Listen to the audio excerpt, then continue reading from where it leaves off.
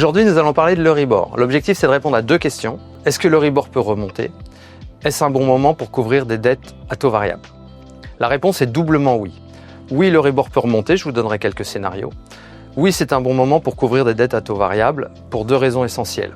D'abord, l'Euribor et l'Euribor projeté sont autour de 2-2,5% qui sont des taux neutres intéressants. D'autre part, en mode assurance, on ne couvre pas parce qu'on pense que l'Euribor va monter, on couvre au cas où l'Euribor monte. Et en mode assurance, on protège la capacité d'investissement et la capacité d'endettement de l'entreprise dans le futur. Quelques scénarios qui peuvent faire monter l'Euribor dans les années qui viennent. Premier type de scénario, un embargo sévère chinois sur les terres rares. Ça aurait un impact direct sur les prix des composants électroniques, des produits technologiques et par répercussion sur les chaînes de production, les chaînes logistiques, donc sur les produits courants, donc sur les salaires, et on est dans un cycle inflationniste. Deuxième type d'événement, un endettement massif des États ou de l'Europe.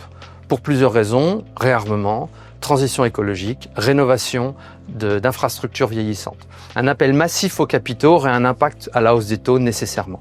Je rappelle que dans les années 90, les taux étaient au-dessus de 10% dans le cadre de la réunification allemande. Dernier type d'événement qu'on connaît aujourd'hui, des conflits géopolitiques, des guerres, qui ont un impact sur les prix des matières premières, sur l'énergie, sur les transports.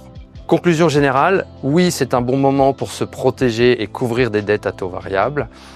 Dans ces conditions, on peut couvrir en mode assurance à 3 ans, 5 ans, 10 ans, avec des produits de type cap qui protègent à la hausse mais qui permettent de bénéficier de la baisse.